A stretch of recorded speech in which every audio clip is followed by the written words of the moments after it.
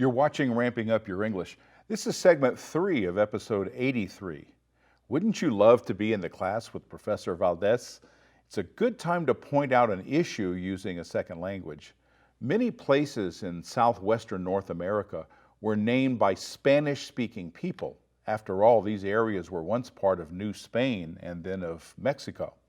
Well, some places have names that often have meanings in the Spanish language, and since these are Spanish words, I tend to pronounce them in Spanish, even while speaking English, as Professor Valdez does. Now, you may also notice that while his presentation was in English, he spoke English with a fantastic Chicano accent. Accents are an important aspect of becoming proficient in English, but it's not the most important thing. In learning Spanish, I worked hard at speaking Spanish with a generally correct Spanish accent. My goal was to make my communication in Spanish clear to native Spanish speakers. I don't always succeed, but I keep that as a goal that I work toward. Now, if you seek to speak English with an English accent, I have to ask, to which English accent do you aspire? Speakers from England pronounce some words very differently than they do in Nebraska or people from Sydney, Australia. So your choice may depend on whom you have as a language model.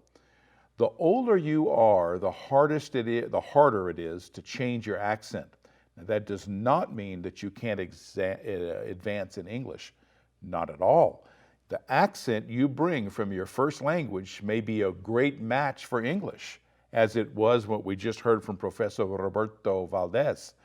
Deciding on which accent you want to have is mostly a personal matter, although pronunciation in itself remains important in being understood. And that's all I'm going to say about accents. Now we're going to do a little work in vocabulary.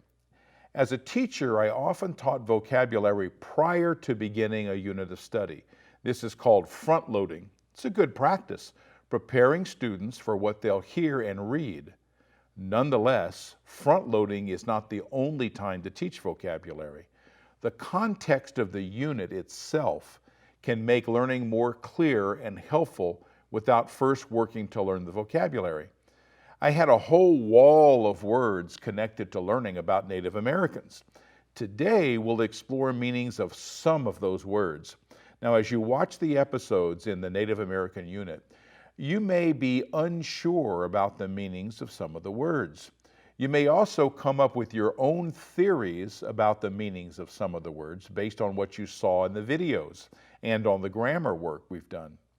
Well, this work is worth doing, even if you miss the true meaning of some words. Making your own conjectures often results in greater retention, and there will always be opportunities for correction if you miss the mark. Let's start with the unit title, Native Americans. The word native refers to a person or other organism that is from a particular place or has occupied that place for a long time. Since the subjects of our unit lived in America long before Europeans arrived, they are considered native to America, while Europeans and other later arrivals are not Native Americans. Now, here in Oregon, someone born in the state can claim to be a native Oregonian, as opposed to people like me who moved to Oregon from somewhere else. Now, for the purposes of this unit, native refers to the first Americans and their descendants. Native Americans are also called American Indians. Now, this is an interesting term. The continents of America were named after the famous navigator from Italy, and the term Indian comes because Christopher Columbus thought he arrived off the coast of India. Well, the name stuck. Today, many Indigenous Americans have embraced the word Indian as a way to have power over it. They've made the word their own. Now, the term Native American was intended as a more emotionally neutral word, but some see it as meaningless. As one tribal member put it, with that I feel neither Native nor American when I'm called a Native American. And that brings us to the word indigenous. Indigenous means to be from a place or part of a place, and can mean belonging to a place. It's very likely that you already knew meanings of some of these terms, but if you were unsure, this short lesson should help you know that your knowledge was correct. And if you didn't know them, or if you were unsure, you can now continue with the unit with more confidence. We'll do more work with vocabulary as we progress through the unit. In this episode, we introduce the present perfect tense of verbs as a way of relating events, actions, or situations from the past that continue to occur.